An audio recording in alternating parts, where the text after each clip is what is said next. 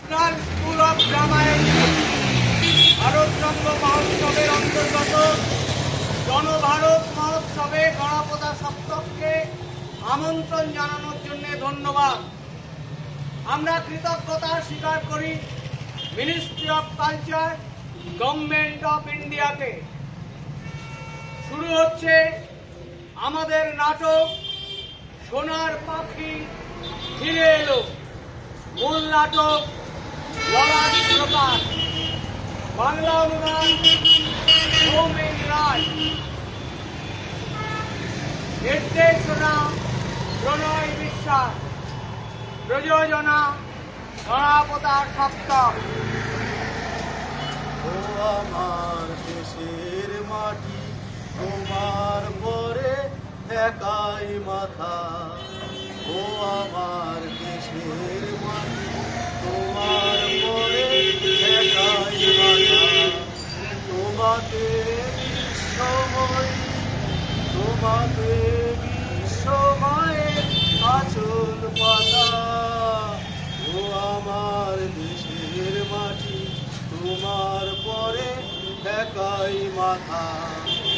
তুমি মিশেছ মোর দেহের সনে, তুমি মিলেছ মোর প্রাণে মনে, মিশেছ মোর দেহের সনে। তুমি মিলেছ মোর প্রাণে মনে, তোমার ওই শ্যামল বরণ কোমল মূর্তি মর্মে গাথা। ও আমার দেশের মাটি, তোমার পরে একাই মাথা। শোনেন শোনেন বাবুগণ, শোনেন বিয়ামন, নবভারতের নবকথন পরিগণন।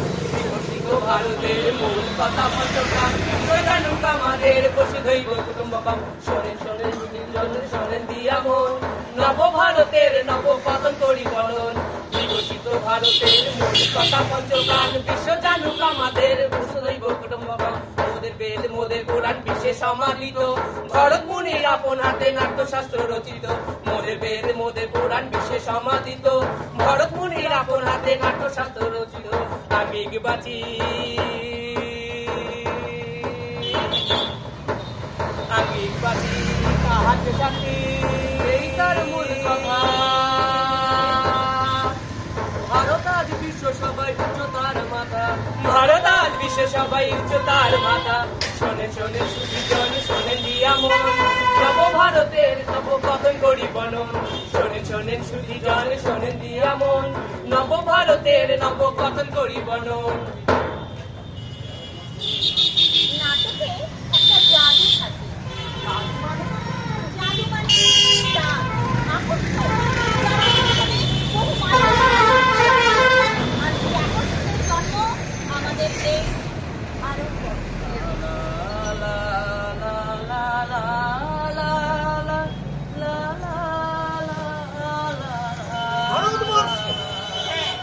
আজ থেকে 2500 বছর আগে মানুষ যখন বনবাস করত, তখনই শুরু হয়েছিল আমাদের নাট্যচর্চা।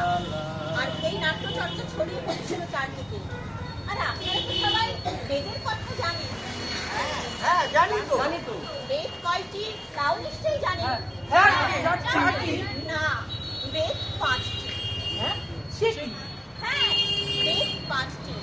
পঞ্চম বেদ হলো নাট্যশাস্ত্র। হ্যাঁ, নাট্যশাস্ত্র। এটি লিখেছেন ভরত মুনি।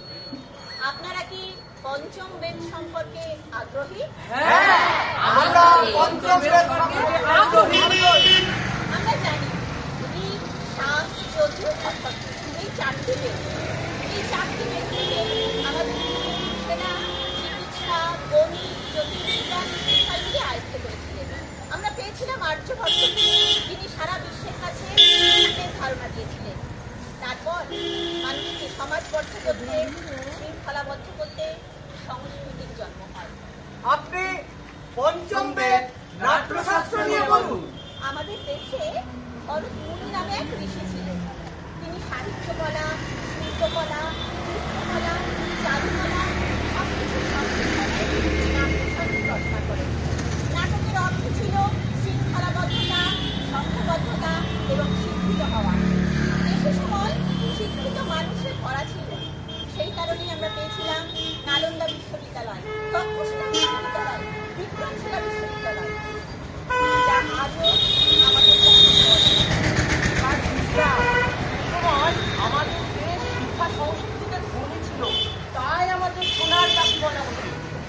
শুনছিলাম বিদেশ থেকে তখন আমাদের ভারতে লেখাপড়ার জন্য বহু মানুষ আসতো। তাহলে সোনার পাখি এখন বলা হয় না কেন? যেহেতু আমাদের দেশ জ্ঞানে বিজ্ঞানে অনেক ধনী ছিল, তাই বহিরাগত শত্রুর আক্রমণ আমাদের দেশ থেকে অনেক কিছু ধ্বংস ও লুট করে নিয়ে যায়। আচ্ছা, এই বসুধৈব কুটুম্বকম কথার অর্থটা একটু বলবে? অবশ্যই এই কথাটা পরীক্ষায় আসে। বসুধৈব কুটুম্বকম, যার অর্থ পৃথিবী এক পরিবার। আমাদের দেশ ভারতবর্ষ বিনামূল্যে ধর্নার হুকুম সমস্ত বিশ্বকে দিয়ে বহু মানুষের বাংলা ছিল। একই কথা, যে মানুষ বলতে পারলাম, এগুলি বলে বসুধৈব কুটুম্বকম। আর এই ধারণা নিয়ে এগিয়ে গেলে আমাদের দেশ ভারতবর্ষ সোনার পাখি হয়ে উঠবে।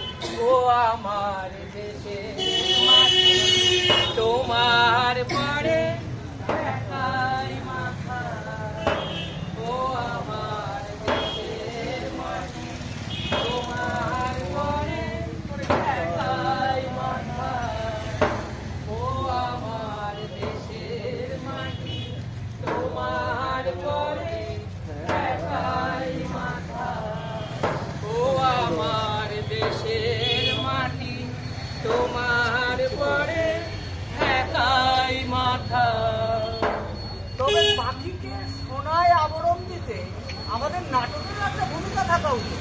অবশ্যই আজ যখন সারা বিশ্বের বিভিন্ন দেশ নিজেদের মধ্যে যুদ্ধে লিপ্ত, তখন আমার দেশ ভারতবর্ষ অন্য দেশকে আলিঙ্গন করছে, জ্ঞান ও সংস্কৃতি আদান প্রদান করছে। হলে আমরা আবার সোনার পাখি হয়ে যাব। হ্যাঁ, যাবই তো। আবার ফিরে আসবে আমার সোনার পাখি, ফিরে আসবে আমার সোনার পাখি। দূর হবে গরিবী দুঃখ আর যন্ত্রণা, মুছে দেব মোরা অত্যাচারীর যত লাঞ্ছনা। দুঃখের রাত হবে অবসান, সোনার পাখি করবে কলতা।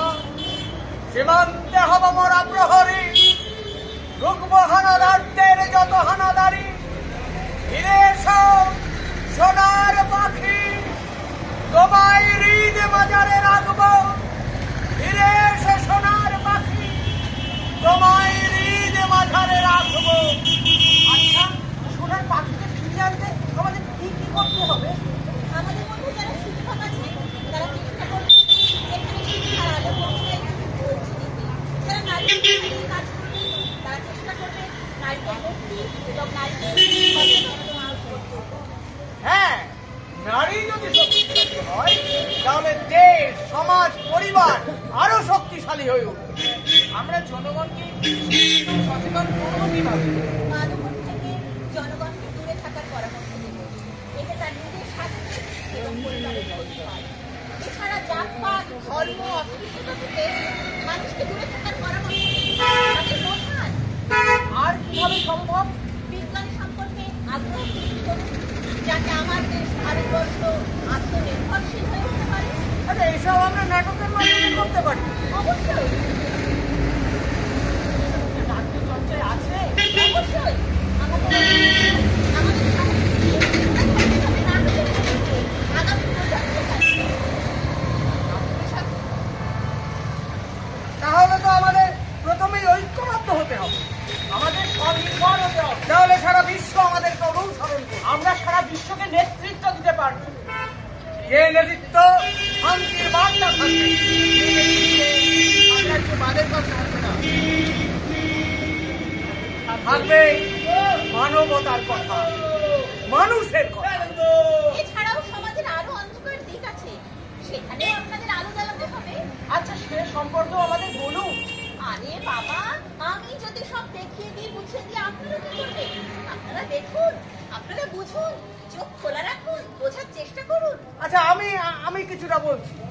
এই যেমন ভ্রূণ হত্যা, বন প্রথা, হ্যাঁ, নারী পাচার, শিশুকন্যা হত্যা, পশু হত্যা, গাছ কেটে বন ধ্বংস করা। এই তো কতগুলো দিক পেয়ে দিলেন। এগুলো নিয়ে নাটক লিখুন, মানুষের মাঝখানে ছড়িয়ে পড়ুন। বিনোদনের সঙ্গে জ্ঞানের চর্চা হবে। আপনাদের নাটকের মাধ্যমে সচেতন হয়ে উঠবে আপামর জনগণ।